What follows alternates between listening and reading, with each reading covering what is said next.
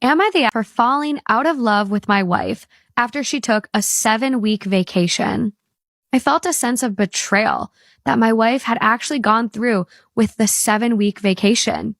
She apologized for taking the 7-week vacation and asked if there was anything we could do to fix it. I told her no. We pretty much went through the motions the next couple of weeks before I finally decided that I wanted a divorce. She seemed devastated when I brought up divorce. Divorce rates are as high as they are because you get married for a wedding, not for a marriage. And then the guy just wants you to shut the fuck about it, so he tags along. Like,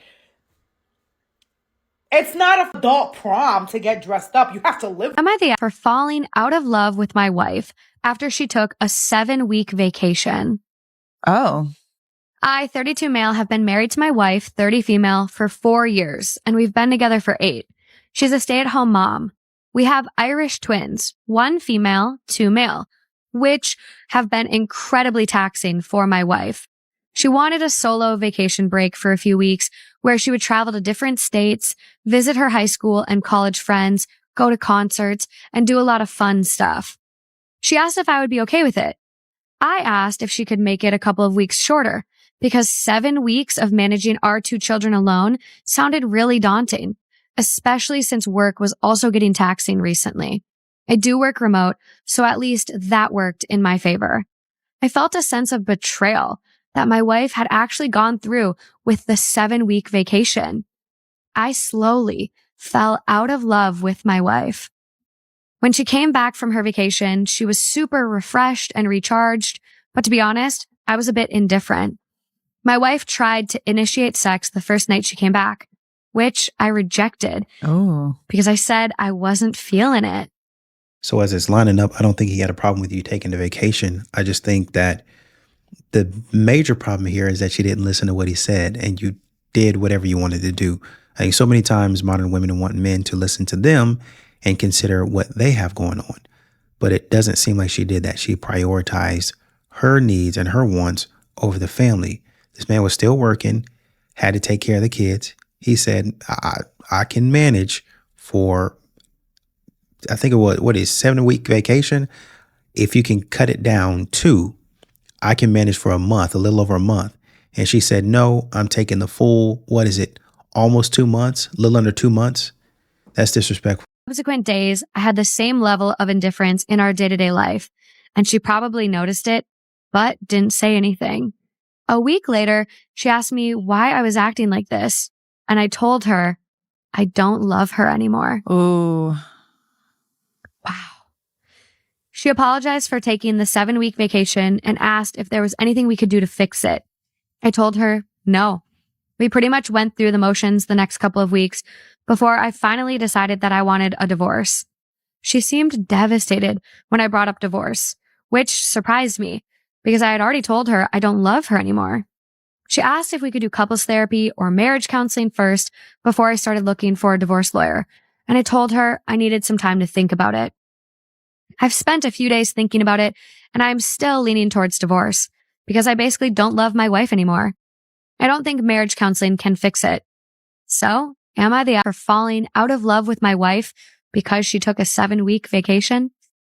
I don't think so. I mean, you feel however you feel, right? Like, I think that it wasn't just about the vacation. It was also about like her needing that much time away from him and away from their kids and away from their life. Like 7 weeks is a lot. That is that is crazy, dude. Like, what is that? Just under 2 months? It's basically 2 months. That is an insanely, like, I don't know how you can, I've been on vacation, like work trip for like 6 days now. I can't wait to get home to my boyfriend. Like, I cannot wait. I hate to say divorce was warranted here because it seems like he's jumping from one end of the spectrum. I could see like not wanting her and being like extremely upset for weeks on end. Like weeks on end is a lot, but man, once you dig down deep into it, the fact that it'd be one thing you say, I think I'm gonna take the full 7, right? I think I'm gonna do that. And then say, you know what? I just couldn't, after 4 weeks, you come back and say, I just couldn't be without my family. Really, the optimal time would have been like 3 weeks, right? Because he probably pulled in his family. Mama probably came over and helped with the kids. He probably dropped them off over a friend's house here and there. Maybe had to hire a babysitter. There's a lot of different things that you can do, but I think there's too many women out there for them to not understand. And herself, she's been with the kids, I think, so she understands. Number one. Number two, and it's not like he wasn't around the house. He works remote. So it's not like he wasn't helping with the kids, right? He's probably working and then coming in and trying to do that. And then after work, maybe he was doing something as well, right? As resuming his duties. But I get, as everybody else does, it's hard for her. And so she needed a break. You know what? Let me just get out of this house, recharge mentally, find myself, ground myself, come back in and get to work. It doesn't matter where you are, work, school, church, it don't matter. You need to go somewhere by yourself and recharge, right? But I think the fact of the matter is you stayed out there and then you left him hanging. He feels a sense of betrayal from you. Like, not only did you leave, but you went and did whatever you wanted to do. What's going to happen next time when I say, I think we really need to go this way, and I really wish you wouldn't do that to me? He knows, or he feels like you're going to do that anyway, and he's going to be stuck again, cleaning up and trying to maintain and trying to look for help. So, I mean, at this point in time, divorce it's just a reflection of that, I think. So I'm thinking about going to Miami. Okay. I'm going to go to Miami For what reason? just to go to Miami. If you're gonna break up with me, just break up with me. Yeah, the caption is really telling us all we need to know. Telling my boyfriend I'm going on a girls' trip to Miami. And she knows what that means. That's why she's asking him. And he's saying, you know what? Hey, if that's where you want to go, then go on ahead. But maybe you and I need to break up. And they sit there and say that men don't read vibes. He's reading the vibes right now. She's telling him with her eyes and her body language, I'm going there to act a fool. And he's saying, well, you going there to act a fool? Let's go ahead and break up right now because I know what type of time you want. My relationship was cool. My girl decided to go on like a little trip with the girls, and I was cool with that till she chose Miami. Now she's on a yacht with dollars in her ball, and she hasn't responded for 2 days. I think I'm single. Pretty much, boss man. Pretty much. Go find somebody that actually wants you, bro. Demetrius 37. I popped because I'm gonna be honest. A lot of you ladies been saying the same thing. I don't know if it's rehearsed. I want to get be more genuine. Y'all say the same thing. It sounds like y'all been rehearsing. And you have 6 sisters, and that's just too many sisters. Like that's too opinionated for me. They're gonna have too much influence in our relationship. So I'm gonna just do myself a favor and do you a favor, and I just pop, to be honest, because I don't like that. Okay. Okay. Now, is he someone that's your type? No. Okay. Why not? Height. Oh, okay. Thank you. Let's go over here. Your name and age, and why'd you end up popping your balloon? My name's Darian. I'm 31. I simply popped it because she said height. You're gorgeous, though. Thank you. Okay. So is he someone that is your type? I would say no. Okay. Why not?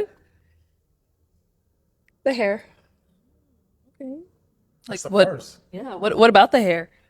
It just doesn't look clean. And unfortunately, when he's talking about, having 6 sisters, it is the case sometimes that they be having an opinion, too many opinions, and you be accepting it. It's one thing for people to say something to you and you to protect your relationship. And I know they're just trying to help. But some of these modern women, even though you put the rock on their finger, even though you paid for the wedding and all that stuff, gave her everything that she wanted, you really don't have any reason to kick back against your man. You get into this mode of thinking that your sisters take over, or they take priority over your now husband. And then they go over there, they get their opinions, and you try to bring that opinion to me about what I need to be doing in my house, listening to your sisters, right? And that's not how it's going to work over here. I saw this man say, if a man being your man is not enough to evoke the highest level of respect and devotion from you, what does that say about you? I don't know. This is for the girl who talked to me every day for 2.5 months, told me that I made her feel safe and that I was easy to like, but then when I had a bad week at work and didn't want to talk about it, and you made me talk about it to the point where I was crying, only to then immediately switch up the conversation to say we should just be friends, ghost me for a week, and then blocked me without ever giving me a reason why. I just want to say that was foul. That was foul, and I hope you heal from whatever makes you treat people that way. And I know there's a lot of people talking about it from the perspective of him opening up, and some dudes in the comments are saying, rookie mistake, you never open up. And I know a lot of people hold that opinion. But I want to talk about the emotional intelligence that this woman did not display. The man said that he didn't want to talk about it, and yet you kept on pressing him to talk about it. Yet modern women would get upset with men if they kept on pressing. You're a creep. Get away from me. You manipulated me into telling you these things. How come you just couldn't give him space? There's no guarantee that he wouldn't have wanted to talk about it in the future. But right then and there, he was having a bad day. So why come you didn't just give him his space? This is what a lot of men get upset about. Whenever they want to talk to you about something, oh, just give me some space. 2 or 3 days. Just go sleep on the couch. I'll sleep somewhere else. But then when it's time for them to say, you know what, I need to take some space to think about what's going on. No, just tell me, we can talk through this. And then they hold it against you. Y'all not trending in the right way. Ladies. Wait, you mean to tell me she never sent you flowers to your job? Or to you in general? With a message that say, baby, I miss you and I can't wait to see you when you get home? No? Damn. There is nothing more annoying than when you reject a guy and he's so rude and cold to you after. Like, what do you mean? Like, okay, one, play the long game. Who knows? Maybe it could be something later. Maybe just not right now. And two, why are you being an like? Just because we're not a good fit doesn't mean you have to be an out. You know, I really a lot of times want women not to say certain things. Modern women, I want them not to say certain things. And they say it anyway. You can see it coming. Please don't say that. Please don't say that. You know, this is what a lot of men believe about modern women today. Please don't say that. And then you go ahead and say it. Oh, I rejected you. Play the long game. Hang around. Continue to show me validation. Continue to prove to me that you're a good person and that you are potentially worthy of coming out of the friend zone. Should I decide that I don't have any other options? Should I decide that, you know what, 10 years later, I think me and you might be a good fit. I tried Chad over here. I tried Brad over here. No disrespect, Chad. No disrespect, Brad. I tried this man and that man. I tried Jack. I even tried Jill. No disrespect, Jack. No disrespect, Jill. Try Jerome. Tyrone. No disrespect, Jerome. No disrespect, Tyrone. None of those men worked for me. None of those ladies worked for me. And now you're still hanging on.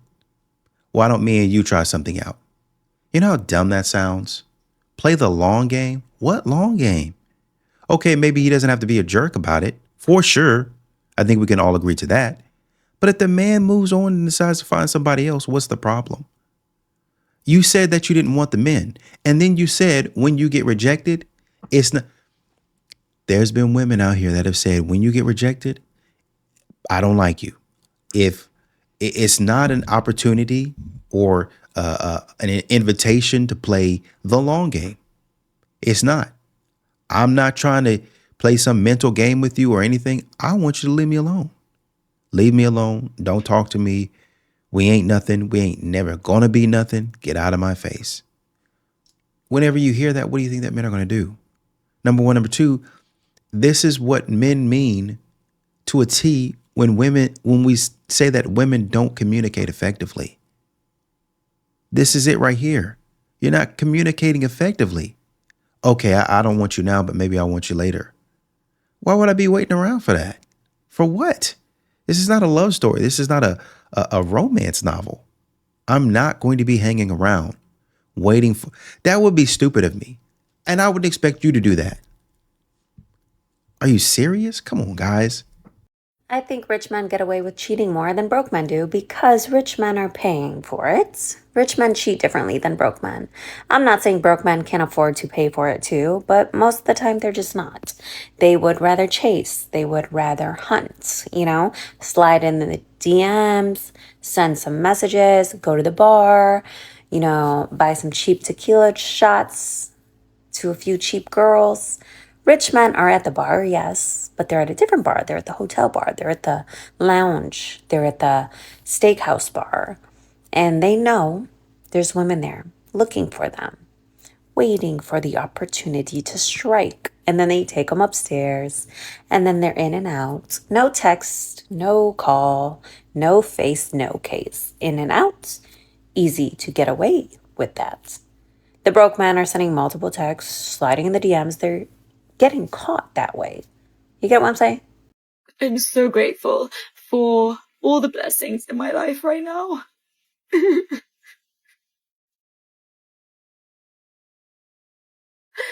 I'm so grateful for all the blessings right now in my life.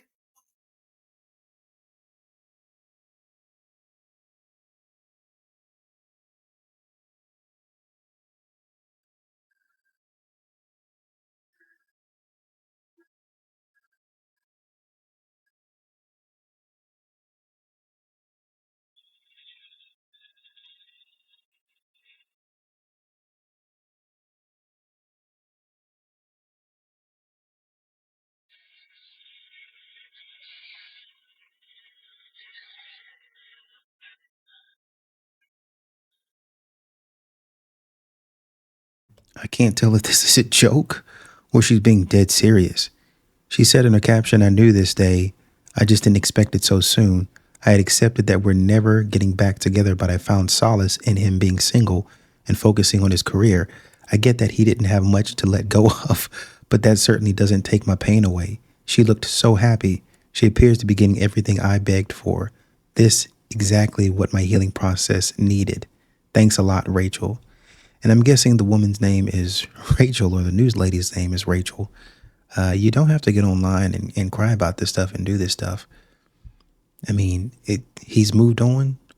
Why don't you do the same? Modern women keep on expecting men to break down and do this same sort of thing.